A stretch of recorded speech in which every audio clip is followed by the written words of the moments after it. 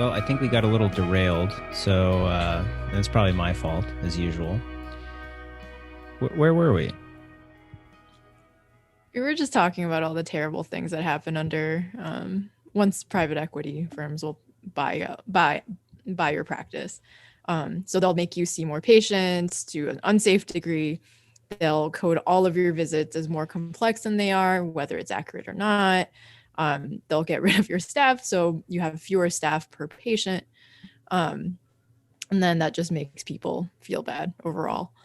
They'll also do things like, maybe provide you with staff that aren't super adequately trained. And then when you complain about them, they'll just shift them onto other offices so that you don't complain about them. They won't actually get rid of them.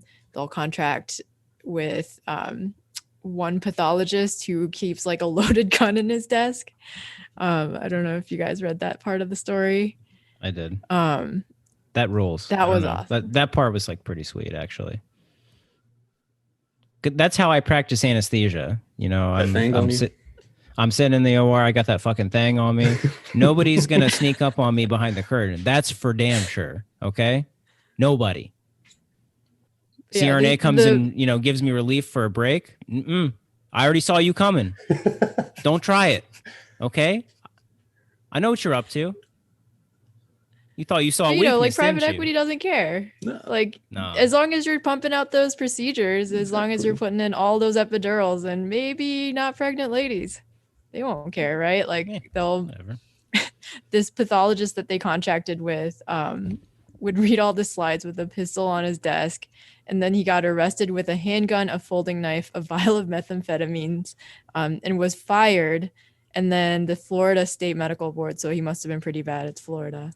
Fined him $10,000, and then he had to get a 5-hour course on ethics before he could resume practicing. But he did, and then he could read more slides for the dermatology practices. I'm not gonna lie, I didn't realize pathologists rock like this. Like, that's kind of gangster. For sure. Like, I mean, all the terrible stereotypes we hear about pathologists, this dude is just throwing them to the fucking wind. Like, so cool, dude. Yeah, you thought pathologists were nerds, didn't you?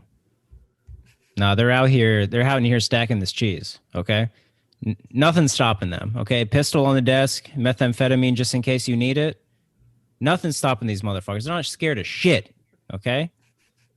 I'm just going to read these slides. What, you think you think automation's going to take me away? Hell fucking no. I'm better than the computer. Anyway. Well, and these super cool pathologists, I mean, that's the cool part, right? But then, if they start overdiagnosing and getting people procedures that they don't need, that part is less cool. Right. Okay, that's a good point, actually. That's a good point. I'll rethink my thoughts. Yeah. Also, upcoding is happening irregardless. I'm just going to throw that one in there. Irregardless of private equity, yes or no. Upcoding, maybe that's a topic we should dive into in a later episode. Once again, and upcoding, for those who are unaware, is kind of what we were talking about before. It's this practice of putting everything possible into a patient's chart to make sure that this is seen and billed for. Even things as stupid as wears glasses. That's literally an ICD code. Wears glasses. It's one of my favorite ones. Hyperkalemia, just we found this on the lab. You throw that in there, hyperkalemia, that's another thing that we can pay for. So people, and this happened at my residency, the higher ups, the people who are within the business realm, who once again suck the sweet dick of business, we literally had a lecture where they came to us and they said, make sure you're coding correctly. We're fucking anesthesia. What am I doing clicking all these buttons about I'm making sure I'm clicking the button for hypertension and heart failure and aortic stenosis. I'll make sure you put moderate aortic stenosis. That's another one you got to make sure. This is happening everywhere. Just the little tiniest possible ways to extract the most possible value out of these people. And this is normal practice.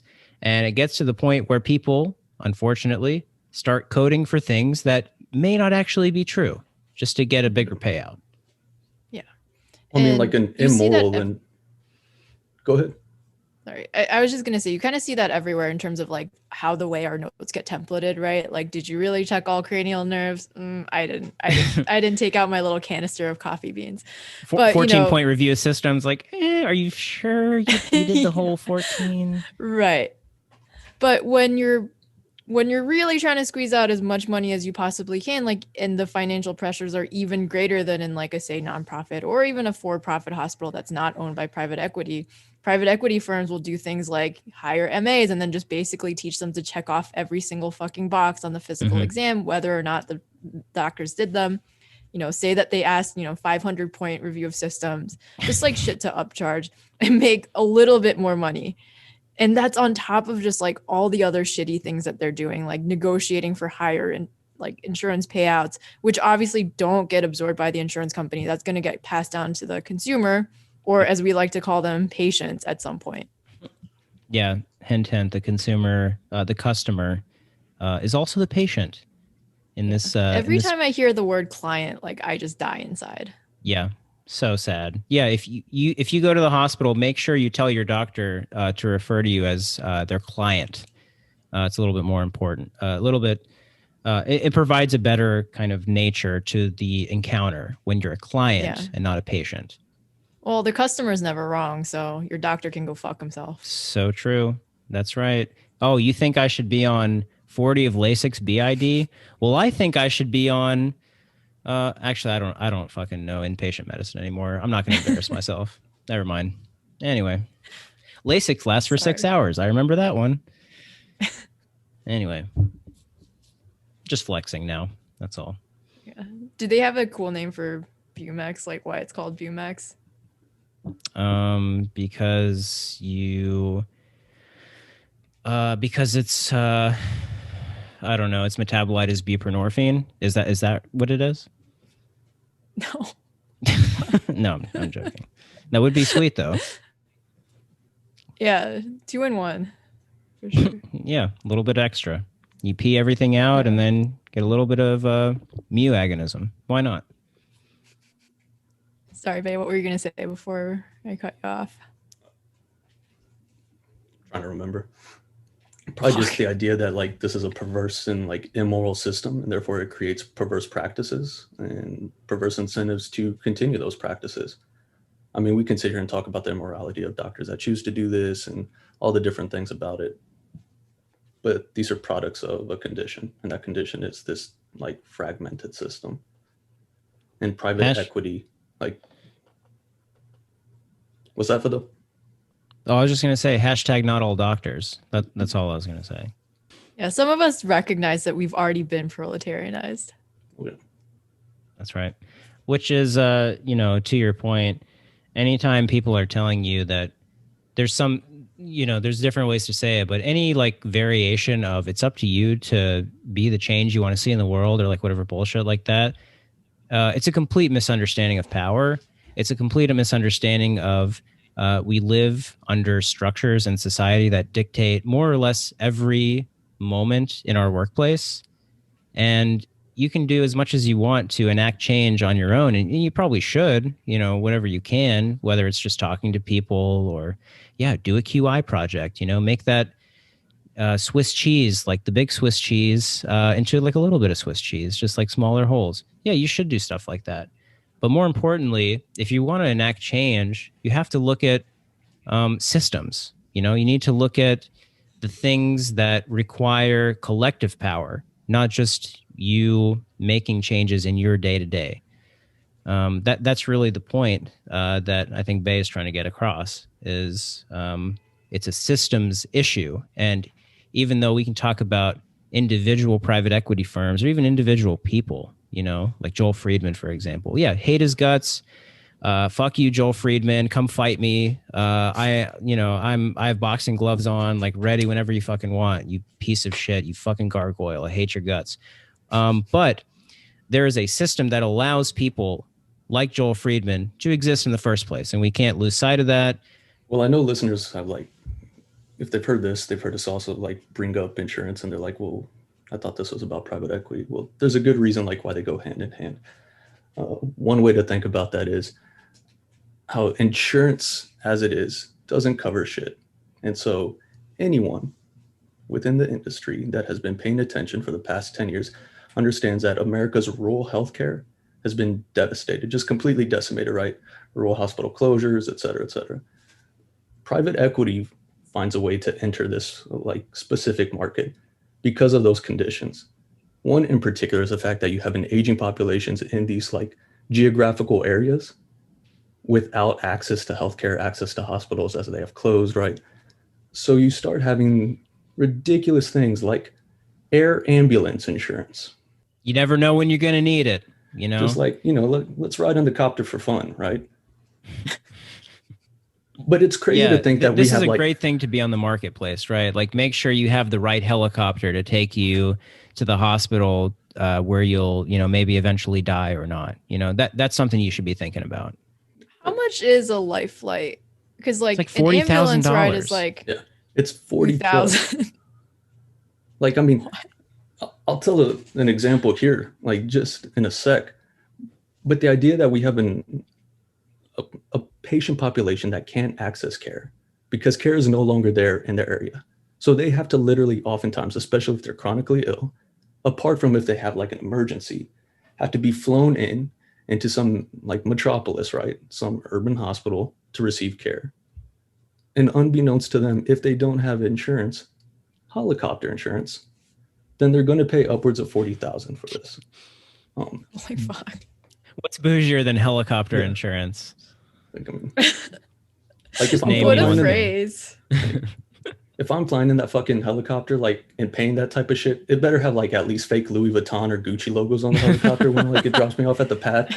Like, the pilot better be wearing Gucci slides or I'm jumping out of the helicopter. Yeah, a bottle of champagne just like as you board. Welcome, sir. And like you're on a ventilator, like, welcome to the Gucci helicopter. I mean, helicopter and there used to be life insurance agents back in the 90s and 2000s, but I'm actually a helicopter insurance agent. A little niche, but we do pretty well. Like, there was a woman during COVID who had COVID, and I believe she was intubated and was flown to another facility for care and happened to survive, unfortunately, and I say that very morbidly, because she received a bill of over $52,000 for that like flight. Bro, they should have stopped the propofol infusion and been like, ma'am, do you consent to being life flighted to a tertiary care center in order for you to receive the care that you need in order to survive? They probably should have stopped the sedation and asked her first, extubated, just see what she thought about it first, because the consumer in the marketplace should be able to make these decisions, no? And it's crazy because private equity owns over 3/4 of like our air transport like services. And what I specifically was talking about, therefore, was known as a surprise bill, which has been going around for the past 3 or 4 years, right? The issue of surprise billing. But it's crazy because private equity works in all these ways with ambulance services, not just in the air, but regular ambulance services, what we're talking about with ER services, or you go to the ER and the ER doctor themselves, though, isn't part of the network, or you go in the hospital isn't part of the network. And that's really what it gets to, right? This kind of factions of care. And I hate to say it, anesthesia too. It's my own people, but anesthesia, a lot of time how the patient doesn't pick the fucking anesthesia provider. They just get one, right? Oh, yeah. So if they're out of network, like, how the fuck are they supposed to know? Well, specialty care, outpatient care. And then if you go in specifically for an emergency event, you find ER doctors, anesthesiologists, and radiologists are the very people employed by these PE firms. Mm-hmm. Yeah, and that's like super disgusting, right? Because especially if it's in the ED, like you presumably go to the one that's closest to you. Like it's not like you're like, ooh, let me pick out this one today. And yeah, let me drive 45 minutes extra to be in network. Yeah. Although I did have like some veterans who had very particular preferences about which VA they went to. They're like, I'm going to the good one and I'm going to drive an hour for my emergency. And you're like, please don't do that.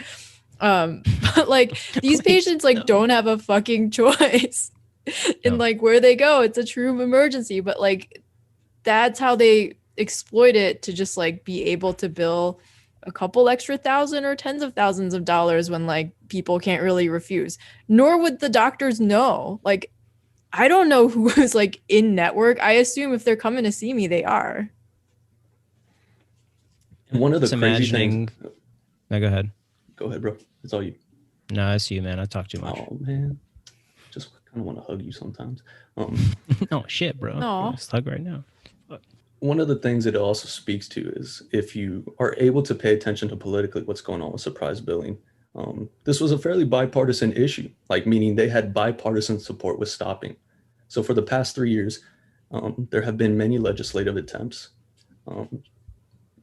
with cohesion between Republican senators and the Democratic senator, members of both parties of the House, who have worked to stop surprise billing.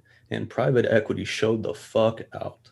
Like, private equity firms were, I believe it was in 2018 or 2019, contributed up to $54 million in targeted ads to what amounts to trick the population into thinking that these services are good and needed, and to kill the legislation that was like currently being looked at, or was being looked at, in order to stop that practice. Now, I love their like front company, sorry to interrupt, because they called it doctor patient unity.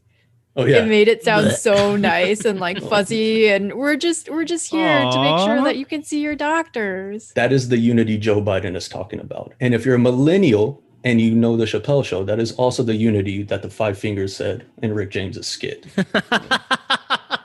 So Exactly is- right. it's funny to comprehend, but one of the things that got lost in all of last year, right? Because it was just a shitstorm, and it still currently is. But Joe Biden's president, fascism is dead, racial equality is the king. We're all there, right? And Love wins.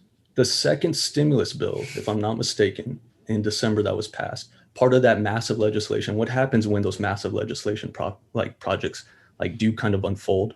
They unfold with all these other little amendments and things that get kind of tucked into it that you forget about, because everyone was getting what, 1,200 or 600, whatever the fuck they gave this last time. Part of that, 600 big ones. oh yeah, 600 smackaroos. god damn, That's right. can barely afford a bag of potatoes with that shit in Sacramento. But so the surprise billing legislation that had been killed in 2018, 2019, in 2020, it got folded in to the second stimulus package. So technically, surprise billing has been outlawed. And I don't have the specific details with me or the legislative papers, but I will say this. What got passed in December was nothing like that was about to get passed in 2018 or 2019. It is a help, and it will be a help to consumers. But as I would imagine anything will look like during the Biden presidency, it has been essentially defanged of its most like potent forms of being a thorn in the side of private equity firms and insurance industry. And I think, Vidal, when you post stuff, you attach like, things our listeners can read, right? Yes, I can do that. Yeah. So I I'll have make that sure power. yeah. God, what a god. I know. But I'll make sure I include a document that kind of leads you more with like the legislative ramifications of what occurred. Okay. But it is important to understand that even when it seems like we win, we don't really fucking win in the system. And that is what is so frustrating. And that is why we continue to give you like a more Marxist take and just call the whole system out for what it is and talk about why we need universal single payer. And universal single payer doesn't mean simply services. That means folding in hospitals into like the single payer system, very much like the NHS was configured. Yep. Because like ultimately, like, sorry, even if the better version of that bill had passed, like, it's always a fucking surprise to me when I get a bill from my insurance. It's like, am I gonna have something to pay after my copay? I don't know. Like, I'm presumably like a fairly intelligent person who can like read through bullshit documents, but like, I never quite know like if someone's gonna be in network by the time I see them until I end up getting a bill or not. Like, just the entire practice of like the having private, like for-profit and not-for-profit, like private institutions like administer our healthcare, and then having private insurance companies like pay for it. Like, that whole system is like bizarre and inefficient and useless. I'm just thinking about this patient I had on trauma call 2 years ago, who he was a patient who was MVA hit by MVA as a pedestrian, hit by a car. And I was thinking, he was in the emergency department and he was getting a clamshell thoracotomy with, the big, what do you call it? The pads, like the big pads that are going in. Either doing cardiac massage instead of CPR to like keep the blood flowing. And I couldn't help but think, fuck, are we a network? Yeah. I couldn't help but wonder, maybe we should wake the patient. Maybe we should make sure the patient's awake and we can ask them kind of what their wishes are, because this is neoliberalism. It's up to the patient to let us know if we are a network or not. That's on the patient. That's on the individual to let us know. And all this, like, I kind of have this image in my head of, maybe after your clamshell thoracotomy in the emergency department, and after you go upstairs and have a CT scan and go down to IR and have the bleed in your brain embolized and all this, when you get home, you open the door and, surprise. And it's like, it's Alteris Capital Partners, behind the couch, they were hiding. And they're like, oh no, you owe us $120,000. Like, I'm so sorry. And also our car broke down. And do you mind if we stay here tonight? And like, I have a stomach ache. Do you have any Pepto? Like, this is kind of the way this shit operates. It's like the opposite of like publishers, like Clearinghouse, where they like come in with a big check. It's like, it's for you. No, it's your fucking bill. Actually, it's a bill. Oh no. Exactly. Oh boy, too much fun, folks. Too much fun.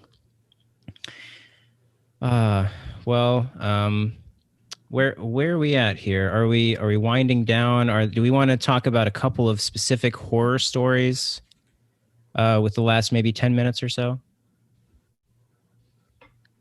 Yeah, we can.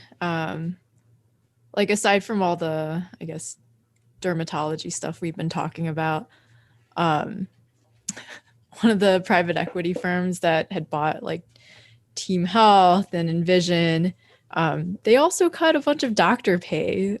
Like during COVID, they actually cut the ER doctors' pay by 4%, while spending an undisclosed amount of money on Facebook ads to fight surprise billing.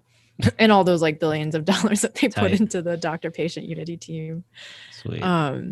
Ethics. And then should we talk a little bit about the Heights Hospital closure? Yes. Mm-hmm.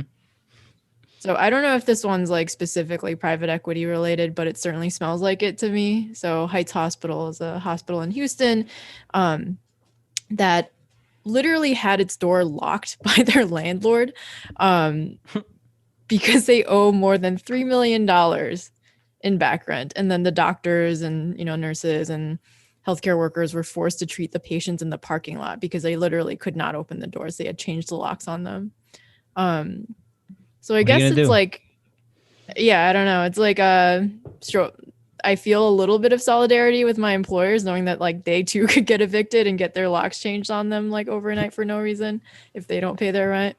But the company that owns them is this LLC that I literally couldn't find any information on, aside from the fact that they're based in Nevada. Did I say that right? Is that Nevada or Nevada? I don't know. It doesn't matter. It's not wrong. Like both are wrong, actually. Yeah, both are wrong. There's no right way to say it, though. I mean, English is a colonial construct. Like, it doesn't matter. You can say it however you want. Okay. But basically, like, they have just existed since August, and somehow they are owed $3 million for this hospital. Like, why does a hospital have rent? Like, why don't they just own that outright? Like, but this sounds like some shit that they did with Heinemann, where they like separated out the real estate from the operations of the hospital so that they could eventually sell it to make more condos. I love when land is a commodity. I love it when like nature becomes something that can be bought and sold. Because this is the result, obviously. Shout out to Adam Klein for sending that our way. Please send in anything you like. We may talk about it on the show. We appreciate all of our listeners.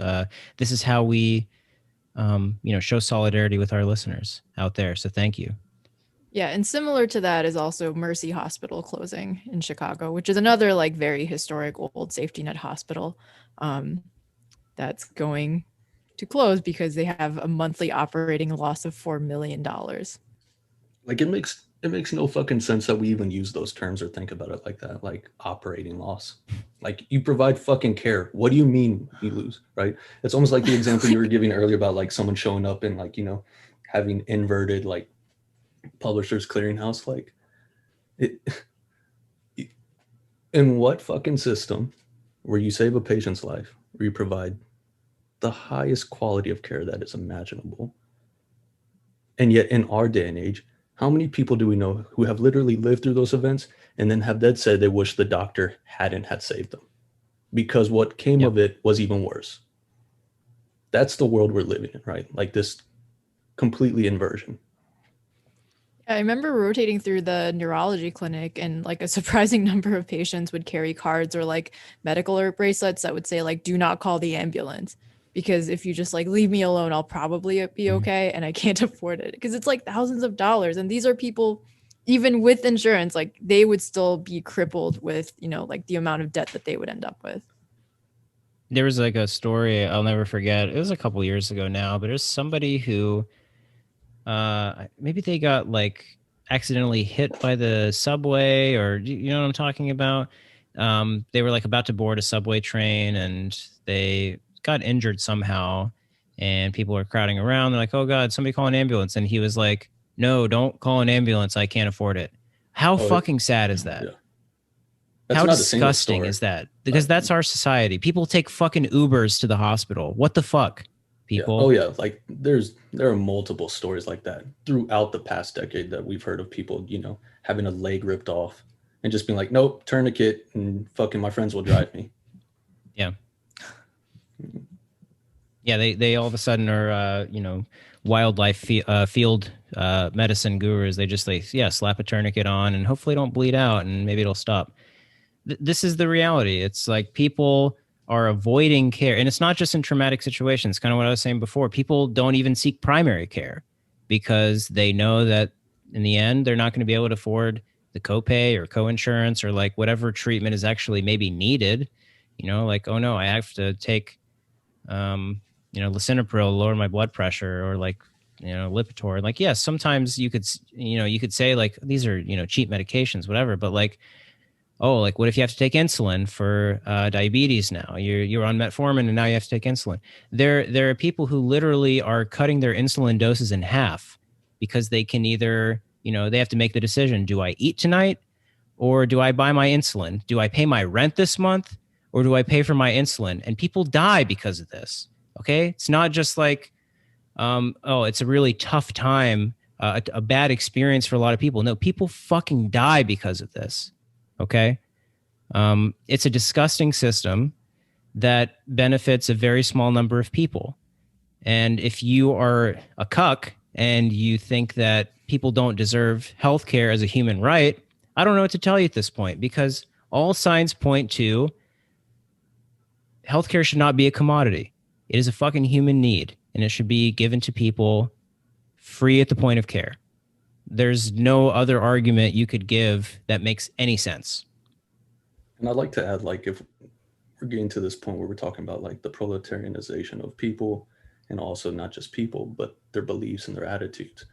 Well, then what does that mean in regards to my connection to private equity? It's pretty disgusting.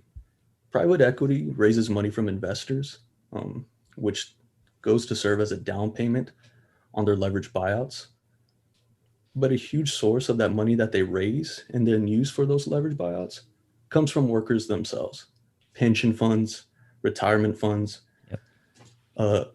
In June of 2020, the Trump administration made it appropriate for 401ks to invest in private equity firms. So awesome. Therefore, out of your 401ks, 100 million people's private retirements have now been directly like infused into the PE industry. just imagine somebody in Vegas taking your retirement money and like hitting the slots, because that's literally what this is, right? It means workers' retirement savings are invested in companies that are like actively actually destroying the lives of the working class. Gotta love it. Yeah, we're I just love this getting more system. and more entrenched. Mhm. But, someday soon we'll have unity with the Republican Party. The Democrats and the Republicans will, come together and look past their differences. And, I was saying this before, like this call for unity is like, it's so vapid. It just means nothing. It's like, the person who's like, oh, I know you're feeling anxious right now. Have you tried not being anxious? Because that's literally what this call for unity is.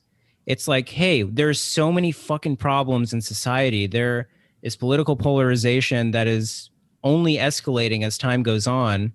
Have you tried not being politically polarized? Have you tried coming together? It doesn't make any fucking sense. It is, again, an aesthetic um, fix, quote unquote, where people individually decide that, yeah, I'm going to look at my neighbor and, try not to be as opposed to their ideals. Like, no, there's a structural problem that needs to be addressed, and it is not something that can be fixed by individuals.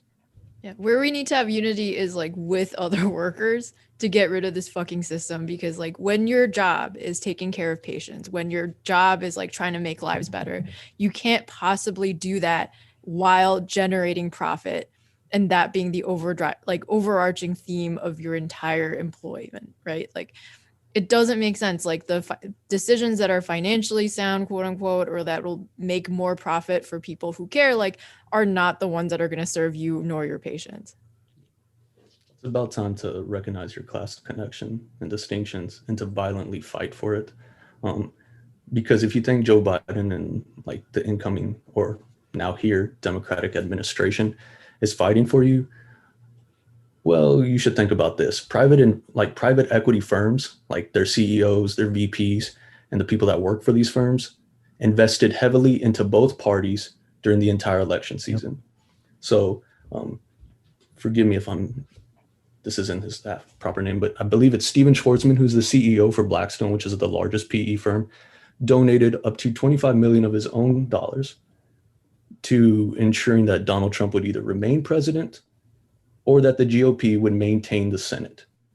And all that is to ensure that the GOP tax breaks that were passed in 2017 or 2018 still are on the table, okay?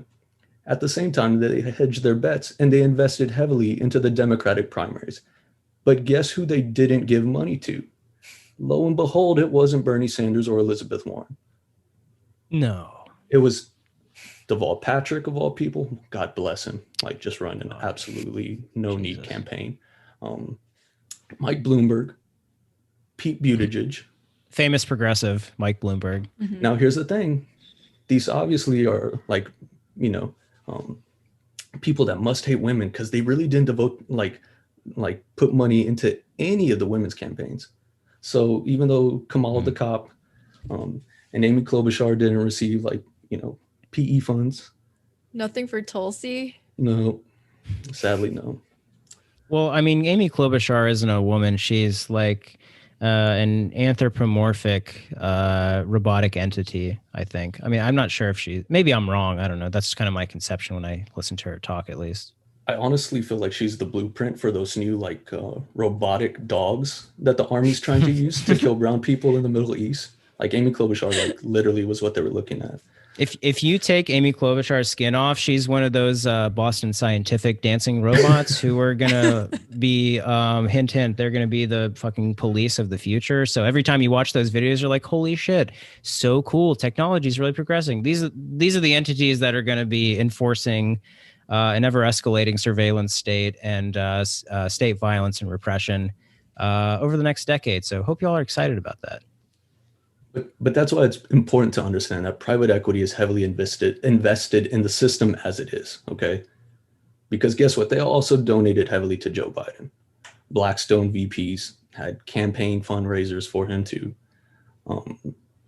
So if you pay attention to any of the rhetoric, especially what has occurred since he won, since that blessed Saturday that we got the news that Cheeto was no longer going to be president, and you not only, yeah, and you not only pay attention to like the people within his cabinet and that are now also in administrative positions, if you paid attention to the way they have walked back in spineless cowardice moves, various policy proposals, from as simple as giving fucking people $2,000. Well, it's like, oh no, it's 1,400 because you already got 600, so we're gonna do a little addition.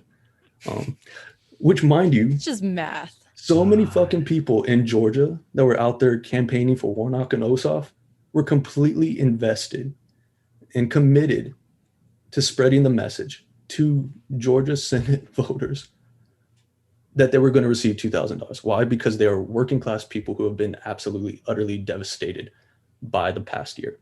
And mind you, most of these people are Black and people of color. So this is what the Democratic Party is doing. So that's how private equity ties into it. They are very happy to have the continual bourgeois administration of the system unfold as it is and as it has and as they intend it to be.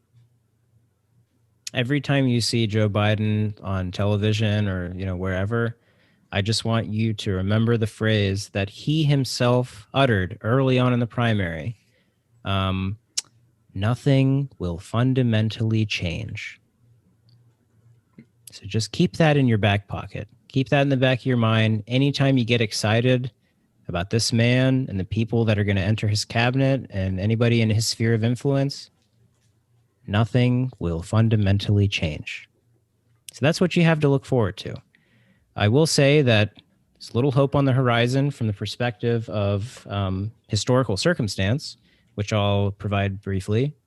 There's a similar situation in the 1930s after the Depression that hit in about 1929, where militant labor activity and the Communist Party and anarchists and all these people on the left were able to form coalitions and push FDR, who was obviously the Roosevelt family is comes from prestige, they're capitalists, they're business people.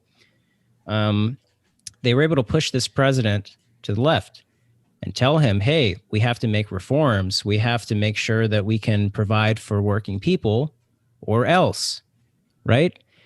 That's what's really missing from today is the or else part. And the reason for that is we are not organized on the left. And that's kind of the point of every discussion we have, every episode we have, is that we are not organized and we need to be, because we don't really pose a threat at this point when we just say, like, this needs to change, this is bad, and therefore we need to do this. Well, if they're not scared, if they're not nervous, if the left doesn't pose a threat, nothing really actually changes. And that's really the point of inflection here, is that we need to get organized and make these people scared and make them realize that we do have collective power. And that's the trajectory that we all need to put in our crosshairs, is the ability to enact change through collective power and making people aware that we are a threat if we're able to amass our power together. Maybe this is the optimist in me, but I think we have to see all those executive orders that he's already signed as some sort of trial concession to the nascent left. And like, we can't become complacent because he signed those things. We have to take it as a sign of our strength and like actually start organizing. Go join DSA, go join PSL, whatever left group there is, like unionize at your workplace. Join a union if you already have one, if you're lucky enough. Just go do real shit. And there's real things they can do. Quick example. If Joe Biden wanted to erase medical debt for everybody in this country, it's $81 billion. Is that a lot of money to the richest country in the history of the world? That was the increase of the military budget just last year, about $80 billion. And you're telling me we can't use that money to Oh my God. Do you know how that would change the lives of people in this country, like dramatically, just to erase medical debt, which, by the way, is the number one cause of debt in this country? It's not student loans, it's not credit cards, it's medical debt. If you were to erase that for people, imagine the profound changes that would have on people that you know and don't even realize that this is something they're dealing with. Joe Biden can erase student debt with a strike of a pen also. And he's not going to do that unless he's scared, unless there is a threat to his power. Otherwise, he's just going to give you empty platitudes about unity. So if you actually want something to change, exactly, organize, join PSL, join DSA, join a union, start a union, whatever you can possibly do to make these people scared. That is the goal. Make them nervous, because they're not nervous. They know they have power and it's fully in their control, but we can change that. And if you're a lib and you care about identity politics, then you should also understand, if we're talking about debt and Joe Biden were to erase it, that the discrepancy, which I don't even remember the stats off the top of my head, would be drastically reduced in wealth disparity and inequality between Black households and white households. Absolutely. And would greatly reduce some of that historical harm. So those little things, start fucking understanding them, getting behind them, supporting them in any way, shape, or form possible, even if that's just having conversations with workers or family members. But yes, we certainly want you to organize, because Joe Biden will not move left on himself. And any victories we have will not come from his benevolence or democratic, sympathies or care for the working class. The left wins those. Like, you're right, Sigmund. Those executive orders, they are most certainly born out of, several past years of that continuous pressure. And they're very minimal victories.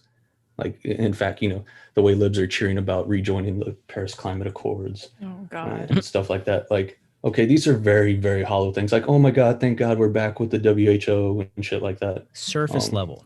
Yeah, relax. Yeah. Okay. But the fact that there are certain, I guess, visual or optics, if you will, from those orders that you can take as being positive signs, even those signs didn't come because Joe Biden's a decent person. This is still a person that is still committed to American imperialism and propping up American capitalism as it stands. Okay. So organize and keep fighting for leftist ideals and values in any way, shape, or form. And it literally doesn't matter if you think he's like a good person or not. In his heart of hearts, he might be a good person who loves his son, but like that does not matter. In the role that he's in, he is there to uphold, like they said, American imperialism, capitalism, all the shit that we don't like. Joe Biden as a person does not matter. Yes. Again, it's the system. It's the structures above us. It's not individual people, even though we may hate them and they deserve shame. It is, if it weren't Joe Biden, it'd be somebody else. I mean, that's the truth. If it weren't Jeff Bezos, it'd be somebody else. That's the reality. Again, they are rapacious human beings, and I would like it if they were just like goo on the bottom of my shoe. That'd be fine. But if it weren't them, it'd be somebody else. It's a systemic issue. That's how it should be looked at. And real quick, to Bay's point, when we're talking about identity politics here, and liberals who extol this as kind of the something in the forefront of the way you think about politics. Identity is a social analysis, right? It is not a choice between identity and class, okay? If we are Marxists, or even if you're a Hegelian, we're constantly looking at contradictions and we're looking to resolve them. We're looking at synthesizing seeming contradictions. And the synthesis that I would offer you is this. Identity is a social analysis, okay? Class is an economic analysis. Class is your relationship to production, all right? It is not a mutually exclusive thing. You can have a class analysis while understanding that identity is very important, knowing that what constitutes the working class overwhelmingly, it is women of color, right? It is It is immigrants. It's undocumented people. It's disabled people. Okay. These are the people that make up the working class. So it's not that you have to make a choice between class reductionism and identity politics. The two go hand in hand. Okay. So that's the message I want to give to, both liberals and people on the left, people who tend to fall into the category of class reductionism. You need both analyses. You need an economic analysis, which I think as Marxists, we have a solid analysis to offer the world, but you also need a social analysis to supplement that and bring nuance to your argument that people can actually, concretize and see in real life. Yeah. So it's not a choice. You have to incorporate both. And that's thinking meta-systematically. And that's the way we should be thinking about all of these issues. If you're a true comrade, a true ally, and you're hearing this, especially, invoking the terms Marxism as labels for ourselves and therefore communists, more than that, we acknowledge that the system that we operate in is not capitalism. It is racial capitalism. Okay. Yes. And if you really want to learn more about that, then I would suggest reading Cedric Robinson, Black Marxism. Robin D.G. Kelly is an amazing scholar, has tons, especially historically, from the 20th century, how communism is something distinctly found in the South, especially in Black communities. Look at indigenous scholars like Nick Estes. These are people that are out there talking about these things that are showing you that it is not simply class. Class and race and gender and all these other constructs go hand in hand. And that is most certainly what we're advocating for here in understanding at M&M. I would also add Angela Davis to that, W.E.B. Du Bois. Yep. I would also add both of those as well. Anyways, we have gone on for a very long time. So shall we wrap up? Yeah. Always good to end with a reading list. Always. That's right. If anybody is looking for reading recs, come find me. I'll be at the library or your local coffee shop reading a book you've never heard of. So just come up to me, say hi, or email me. Just let me know what you're interested in, and I will give you a book recommendation. For now, thank you very much for tuning in. This has been Private Equity. This has been M&M. We don't know what our next episode is going to be, so it's going to be a little surprise. We love surprises, but not surprise billing, of course. But we do love surprises other than that. Any last thoughts, Sigmund or Bay? They're shaking their head. Excellent. Stay safe out there. Hope you're having a good 2021. I hear there's a feast of palindromic dates coming up in the next few months. So that's pretty exciting to be on the lookout for, if that's kind of your thing. But if not, keep doing your thing. Keep grinding. Keep stacking the cheese. Wake up, cake up. Every day is a new opportunity to, build your portfolio and diversify. So stay hungry, my friends, and we'll see you next time.